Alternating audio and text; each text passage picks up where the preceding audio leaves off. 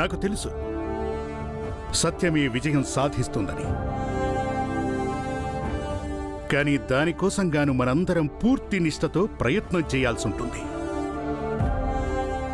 ఎలాంటి పోరాటాన్నైనా గెలవాలి అంటే మనం చేయాల్సింది సంఘటితంగా ఉండటం, నిజాయితీగా ఉండటం. నేను మీ అందరి కాళ్ళకి దండం పెడతాను. దయచేసి నా భర్తను విడిపించండి. మీ అందరికీ అండగా ఈ సమాజం ఉంది. మాకు అండగా ఎవరు లేరు. మా దగ్గర ఏం లేదు. నా భర్త కష్టంతో మేమేదో విధంగా బతుకుతున్నాం. మా కుటుంబం అంతా. ఆయన లేకపోతే మేము వీధి పాలైపోతాము. నేను నా పిల్లలు చచ్చిపోవాల్సిందే. నా భర్తను విడిపించండి. ఇంతమంది పిల్లల్ని కనమని నీకు మేము చెప్పామా ఏంటి? పోండి ఇక్కడి నుంచి. మేమేమి చేయలేము. లేదు, ఇవాళ నువ్వు ఈ విధంగా గిలగిల్లాడుతున్నావు. ఈ బుద్ధి ముందే ఉంటే నీ మొగుడికి చెప్పుండొచ్చుగా, కాస్త వంగి కాస్త లొంగి ఉండమని. అప్పుడు ఈ విధంగా ఈ రోజు మా ముందు దయచూపమని అడిగే పరిస్థితి వచ్చేది కాదు.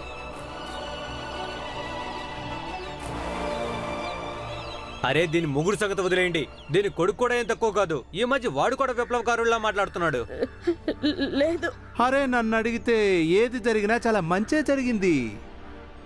ఇప్పుడు వీళ్ళ స్థాయి ఏంటో తెలిసొచ్చింది.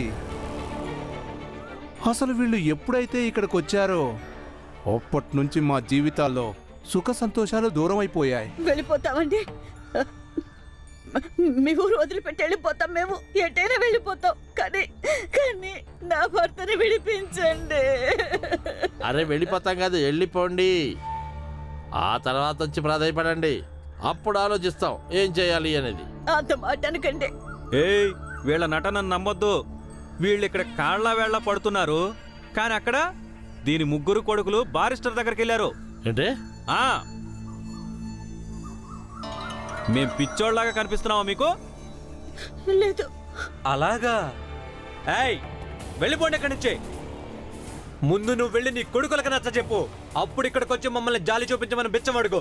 వెళ్ళి ఇక్కడి నుంచే. ఏయ్, ఉండే.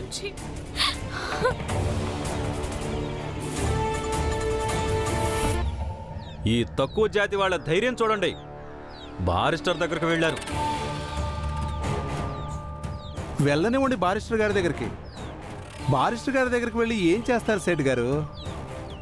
ఆయనకి ఇవ్వడానికి డబ్బులు ఎక్కడి నుంచి తెస్తారు? అదీగాక ఆ బారిస్టర్ మాత్రం మనం సమాజం కానివాడు ఉంటాడా ఏంటి?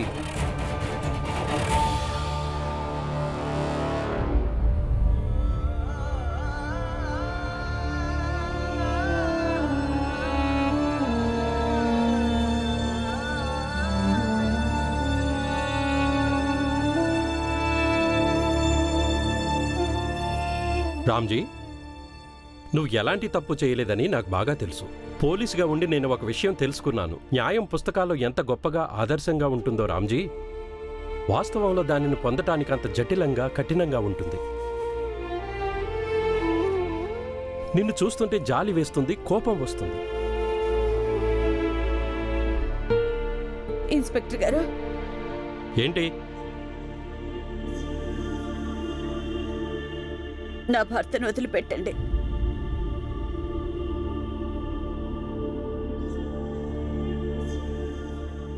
మేమందరం ఊరు వదిలేసి వెళ్ళిపోతాం. నేను వాళ్ళతో ఇదే చెప్పాను. ఇతను ఎలా వదిలిపెడతాం మేము? వదిలేయండి. ఎందుకంటే ఈయన నిరపరాధి సార్. ఊరి వాళ్ళు కోపంగా ఉన్నారు. ఎందుకంటే మా అబ్బాయి భీమ్ ఎవరో బారిస్టర్ దగ్గరికి వెళ్ళాడంట.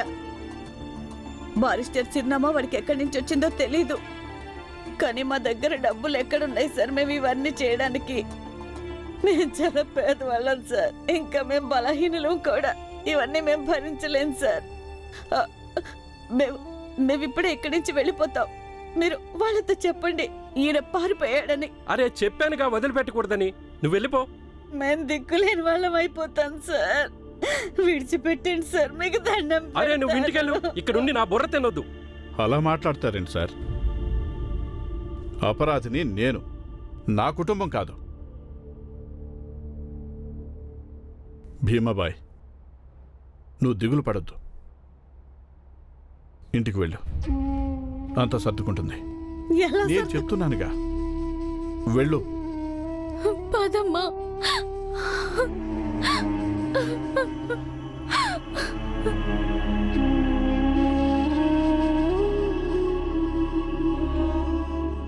రామ్జీ, నీ కొడుకు కాస్త విచిత్రంగా లేడు?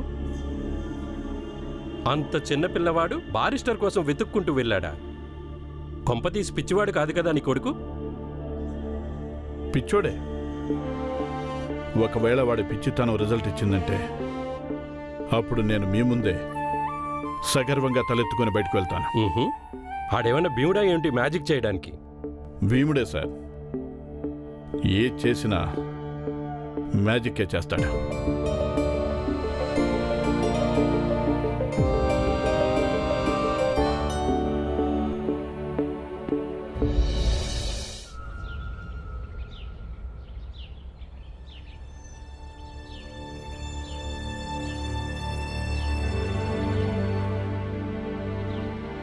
భీమ్, ఇక నడవడం నా వల్ల కాదు. నడవక తప్పదు కదా ఆనంద్. నడవకపోతే నాన్నని ఎలా విడిపిస్తాము? నాన్న నిర్దోషం నిరూపించాలి కదా. వెళ్ళు భీమ్, చూడు ఇంకా ఎంత దూరమో. సార్, ఈ అడ్రస్ ఎక్కడుందో చెప్పరా? ఇదే డిస్ట్రిక్ట్ మెజిస్ట్రేట్ గారి ఆఫీస్. బారిస్టర్ గారితో పనుందా? అవును. కానీ చాలా ఆలస్యమైంది. ఆయన 5 గంటలకు వెళ్ళిపోతారు. ఇప్పుడు 5 అయిపోయింది.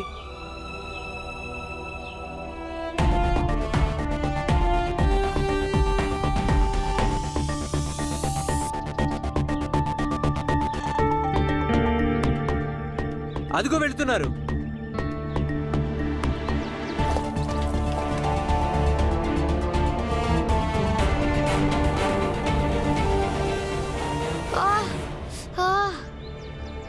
బారిస్టర్ గారు, బారిస్టర్ గారు, మాకు మీతో కొంచెం పనుంది. మా నాన్నని విడిపించాలి. చూడండి, మీరు లేట్గా వచ్చారు. ఆఫీస్ టైం అయిపోయింది. ఆఫీస్ టైం అయిపోయిన తర్వాత మా బారిస్టర్ సార్ గారు ఎవరిని కలవడు. వెళ్ళండి. కానీ మా నాన్నగారు పెద్ద ఆపదలో చిక్కుకొని ఉన్నారు. ఈసారికి చాలా పెద్ద పేరుందిగా. ఒకవేళ అయినా మా కేసు తీసుకుంటే మా నాన్నని విడిపిస్తారు. పైగా మా నాన్న నిర్దోషి సార్. అవును సార్, దయచేసి మాకు సహాయం చేయండి. లేట్ అవుతుంది కైలాష్. Yes sir. చూడండి, బారిస్టర్ సార్కి ఒక్కొక్క సెకండ్ చాలా విలువైంది. చెప్పానుగా, వెళ్ళండి. ఇప్పుడు మీలాంటి పిల్లలు వచ్చి మా కేసులు ఇవ్వడం మొదలు పెడితే ఇక మా కేసులు అయినట్టే. వెళ్ళండి వెళ్ళండి. మీరు మాకు సహాయం చేయండి. మా నాన్న చాలా పెద్ద ఆపదలో ఉన్నారు. మీ సహాయాన్ని మేము ఎప్పటికీ మర్చిపోము. సరే సరే, అయితే కైలాష్ వీళ్ళని రేపు పొద్దున్న రమ్మను. Okay sir. సరే, రేపు ఉదయం 10 గంటలకు ఆఫీస్ తెరుస్తారు. అప్పుడు రండి. వచ్చేటప్పుడు ₹1 ఫీజు తీసుకొని రండి. ఇప్పుడు వెళ్ళండి. ₹1? ఆ ₹1 ఫీజు మా సార్ని కలవడానికి మాత్రమే. ₹1?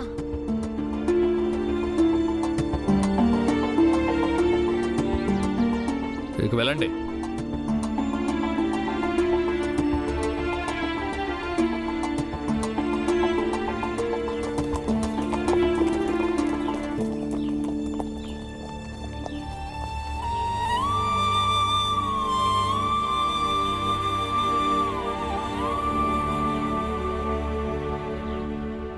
బాలన్నయ్య, మనం ఇప్పుడు ఇంత దూరం నుంచి ఇంటికెళ్ళి మళ్ళీ ఉదయం 10 గంటలకు తిరిగి రాగలమా? ఎలా రాగలము? అరే రావచ్చులే, కానీ ₹1 ఎక్కడి నుంచి తీసుకొస్తాము? బాలన్నయ్య, మనం ఇప్పుడు ఇంటికి వెళ్ళొద్దు. మనం ఇక్కడే ఉందాం. రేపు ఉదయాన్నే బారిస్టర్ గారిని కలిసే వెళ్దాం. కానీ ₹1. భీమ్ చూడు, నానే చిన్న వెళ్లి మొలతాడు ఉందిగా, దాన్ని నమ్మేద్దామా? వద్దొద్దు, అదేం మాటరా ఆనంద్. బాలన్నయ్య, ఆనందనే సరిగ్గానే చెప్పాడు. అది మన నాన్నకే పనికొస్తుంది కదా. ఆనందన్నయ్య, పద దీన్ని అమ్ముకుని వద్దాం. భీమ్, నేను నడవలేను. నా కాళ్ళు బొబ్బులెక్కున్నాయి. అయితే సరే ఆనందన్నయ్య, నువ్వు ఇక్కడే కూర్చొనుండు. ఎక్కడికి వెళ్ళొద్దు. నేను బాలన్నయ్య వెళ్ళి అమ్ముకొని వస్తాం. పద బాలన్నయ్య. నువ్వు జాగ్రత్త. మీరు చాలా సరిగ్గా చెప్పారు అంబేద్కర్ గారు. అర్థం కావటం లేదు. మనలాంటి వాళ్ళమే అసలు మంచా లేక చెడా ఏ లెక్కలోకి వస్తాం? ఎందుకంటే మనం వీళ్ళ పట్ల సానుభూతి అయితే చూపిస్తాం, కానీ కష్ట సమయంలో వాళ్ళకి సపోర్ట్ చేయలేకపోతున్నాం. ఇది చాలా బాధాకరం. బహుశా చరిత్ర కూడా మనల్ని క్షమించదు. చిన్నపిల్లాడు భీమరావు చేతికి బారిస్టర్ గారి అడ్రస్ ఇచ్చాను. మీరు వెళ్ళండి, నేను మీతో రాలేను అని చెప్పాను. ఇది కూడా తప్పే. ఇప్పుడు ఒకటే ఆశిస్తున్నాను, భీమరావు జీవితంలో మొత్తం అంతా మంచి జరగాలని, అతని తండ్రి జైలు నుంచి విడుదలవ్వాలని. లేకపోతే జీవితమంతా మనం మన మౌనానికి పశ్చాత్తాపడవలసి ఉంటుంది వాళ్ళకి సపోర్ట్ చేయనందుకు. గురుగారు నమస్కారం. నమస్తే. మా భీమా ఎవరో బారిస్టర్ దగ్గరికి వెళ్ళాడంటే మీకు తెలుసా? ఎక్కడో? భీమరావుకి బారిస్టర్ గారి అడ్రస్ నేనే ఇచ్చాను. మీకు కావాలంటే అడ్రస్ ఇస్తాను, మీరు వెళ్ళొచ్చు. ఇవ్వండి. గంగా, నువ్వు ఇంటికి వెళ్ళిపో. అత్తకి చెప్పు నేను బారిస్టర్ దగ్గరికి వెళ్ళొస్తానని. ఈ కేసులు కోట్లాడే స్తోమత లేదు కదా మనకి. నువ్వు వెళ్ళు, నేను పిల్లల్ని తీసుకొస్తాను. కానీ అమ్మా, వాళ్ళ కార్యాలయం ఇప్పుడు మూసేసి ఉంటారు. నువ్వు అక్కడికి వెళ్ళేం చేస్తావు? అదే కాక భీమ్, ఆనంద్, బాల ముగ్గురు కలిసి ఉన్నారుగా, వాళ్ళే వస్తారులే. ఏం మాట్లాడుతున్నావు? బుద్ధుందా నీకు? వాళ్ళ పిల్లలు, దారి చాలా దూరం ఉంది. ఎలా తెలుస్తుంది బారిస్టర్ ఎక్కడుంటాడో? పైగా మనకి చాలా మంది శత్రువులు ఉన్నారు. ఎటు నుంచి వచ్చి ఎవరు ఏం చేస్తారో తెలీదు. వెళ్ళి నేను తీసుకొస్తాను. మీరొక తల్లి, మీరు దిగులు పడ్డం భయపడ్డం సహజమే, కానీ నమ్మకం ఉంచండి, భీమరావు ఇంటికి తిరిగి వస్తాడు. అవునమ్మా, పద ఇంటికి వెళ్దాం. ఇప్పుడు భీమ్ ఇంటికి వచ్చిన తర్వాత వాడికి ఏం చెప్పాలో అప్పుడు చెప్దావు. కానీ ఇప్పుడు పదమ్మా, ఇవాళ చూద్దాం ఏం జరుగుతుందో అని. రా అమ్మా. ఇది మీ దగ్గర పెట్టుకోండి.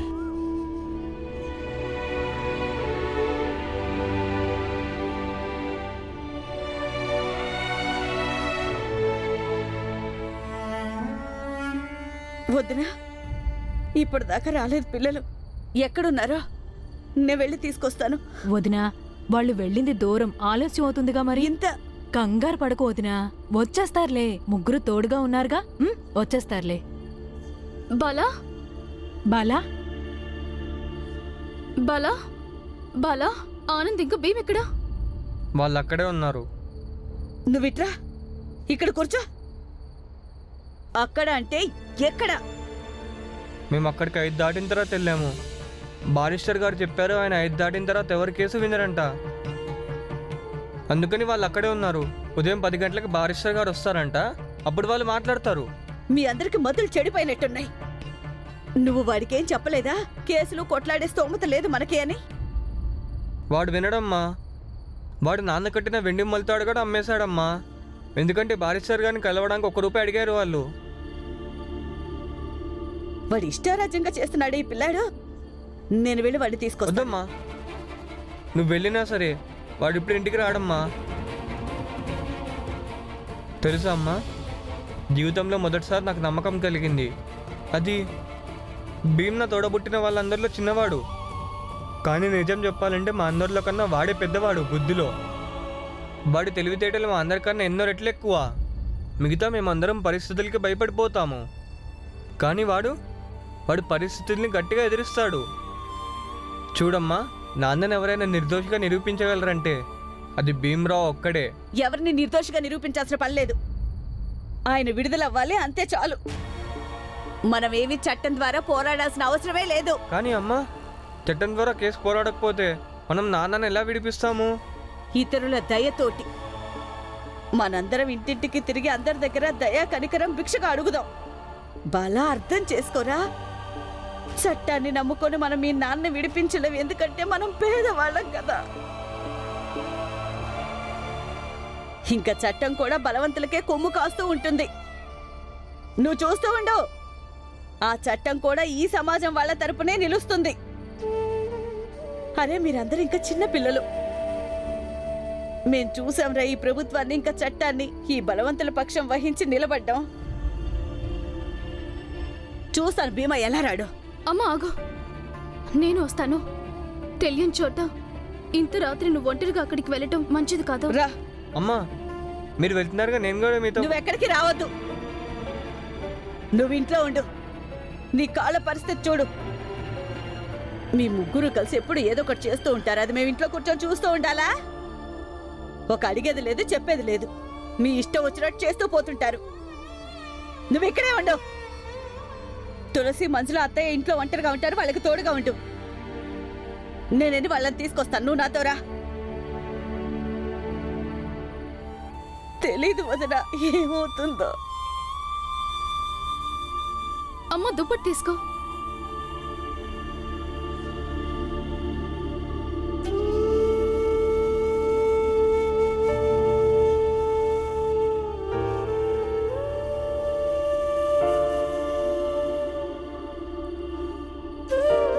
ఏం చేద్దాం? ఇంత రాత్రి దుప్పటి ఎక్కడ దొరుకుతుంది? ఆనందన్నయ్యకి బాగా చలేస్తుంది. ఏదో ఒకటి చెయ్యాలి.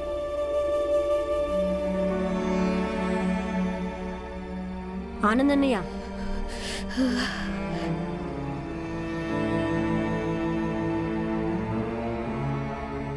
ఈ భీమ్ ఒకడు ఎవరికి చెప్పకుండా బారిస్టర్ని కలవడానికి వెళ్ళాడు. అసలు వాడిని ఏమనుకుంటున్నాడు? అయినా మీరిద్దరూ వాడిని ఎందుకు ఆపలేదు? వాడు తా అంటే తందానా అంటారు మీరెప్పుడు కూడా. చూసావా, మీ అమ్మ వెళ్లాల్సి వచ్చిందిగా వాళ్ళని తీసుకురావడానికి ఇంత రాత్రి ఒంటరిగా. అత్త, ఓ మాట చెప్పనా? భీమ్ రాడత్తా. వాడేమన్నా అనుకుంటే దాన్ని చేసి తీరుతాడు. నీకు తెలుసా అత్త, వాడు ఆ సేటికి ఏం జవాబు చెప్పాడో? వాడన్నాడు, నేనెవ్వరికీ భయపడను, మీకు కానీ మీ సమాజానికి కానీ. నేను చూస్తుండిపోయాను. వాడి మాటలు విని నేను కూడా ఆశ్చర్యపోతూ ఉంటాను. కానీ భీమ్లోని ధైర్యం చూసి నాకు అప్పుడప్పుడు భయం వేస్తుంది చాలా. వాడిలో ఆ మొండితనం ఉందే, ఆ మొండితనం వల్ల సమస్యలు ఎదురవుతాయిరా.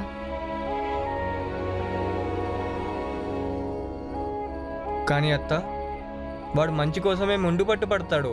నువ్వు చూస్తూ ఉండు. వాడిలోని ఆ మొండితనమే వాడి జీవితాన్ని ఎంతో ఎత్తుకు తీసుకెళ్తుంది. నువ్వేం దిగులు పడకత్తా. మన భీమ్ ప్రపంచంలో అందరికంటే భిన్నంగా చేస్తాడు.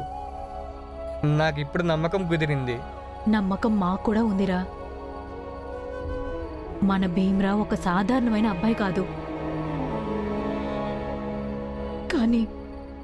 కానీ ఇప్పుడు వాడు చిన్నపిల్లాడే.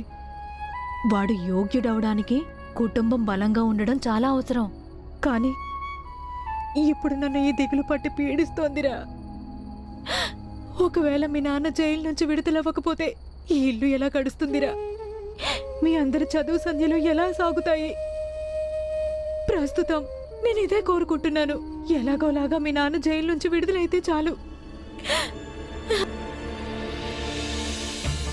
గంగా, బాల చెప్పిన చోటు ఇదేగా? ఎక్కడ కనిపించరా ఇద్దరు?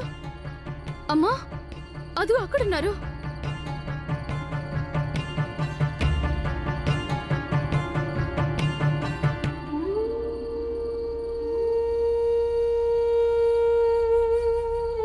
భీమా, లే భీమా. భీమా లే. మీరు ఎప్పుడొచ్చారు?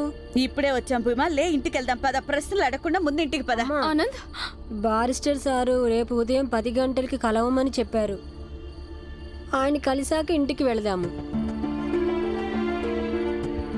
అందుకేగా బాలా నేను ఇంటికి పంపించింది. ఈ విషయం చెప్పమని, మేము ఉదయం వస్తామని. చూడు, నేను చెప్పేది నువ్వు జాగ్రత్తగా విను. మనం ఇప్పుడు ఏ లాయర్ని కలవట్లేదు. మనం ఏ కేసులు గిసులు పెట్టట్లేదు. అర్థమైందా? లే, ఇంటికి వెళ్దాం పద. బారిస్టర్ లేకపోతే నాన్న ఎలా బయటకు వస్తారు? మన ఊరంతా తిరిగి అందరి కళ్ళు పట్టుకొని అందరినీ ప్రాధేయపడదాం. మాది తప్పైపోయింది, మమ్మల్ని క్షమించండి, మేము ఊరు వదిలేసి వెళ్ళిపోతామని. అర్థమైందా? ఇదే చేద్దాం మనం. ఇక ప్రశ్నలు అడగొద్దు. లే పద, ఇంటికి వెళ్దాం. నేను రాను ఇంటికి. మనం ఎందుకు అందరి కాళ్ళు పట్టుకొని ప్రాధేయపడాలి? ఇందులో మన తప్పేమీ లేదు. ఈ పోరాటం హక్కుల కోసం, న్యాయం కోసం. ఒకరి దయాభిక్ష మనకేమాత్రం అవసరం లేదు. అమ్మా, నేను నా తండ్రిని విడిపించడానికి ఎంతైనా పోరాడతాను. కానీ ఒకరి ముందు తల వంచి ప్రాధేయపడను.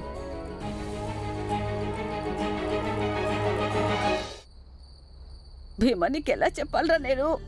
నువ్వు పోరాడలేవురా ఈ రాక్షసులతో. చూడు, వాళ్ళందరూ చాలా చాలా శక్తివంతులు. నువ్వు అసలు ఊహించలేవు ఎంత శక్తో. నువ్వు వాదించలేవు. నువ్వేం అడగొద్దు. నువ్వు ముందు ఇంటికి పద. లే, ఇంటికి నడు. లే ఇక్కడి నుంచి. అమ్మా, ఈ సమాజంలో ఉన్న చెడ్డవాళ్ల ముందు మనం అసలు తలవంచకూడదు. ఒకవేళ నీకు నీ భీమ్ మీద నమ్మకం ఉంటే దయచేసి నువ్వు నన్ను ఇక్కడి నుంచి ఎక్కడికి తీసుకెళ్లొద్దు.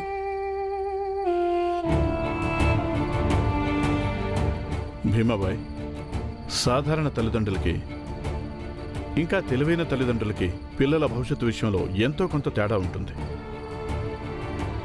కానీ దీని ప్రభావం చాలా వరకు పెంపకాన్ని బట్టే ఉంటుంది. ఏం తేడా ఉంది? ఇదే, సాధారణ తల్లిదండ్రులు తమ పిల్లల భవిష్యత్తు విషయంలో పరిస్థితుల ప్రకారం నిర్ణయాలు తీసుకుంటారు. ఇంకా తెలివైన తల్లిదండ్రులు తమ పిల్లల భవిష్యత్తు విషయంలో దూరదృష్టితో ఆలోచించే నిర్ణయాలు తీసుకుంటారు.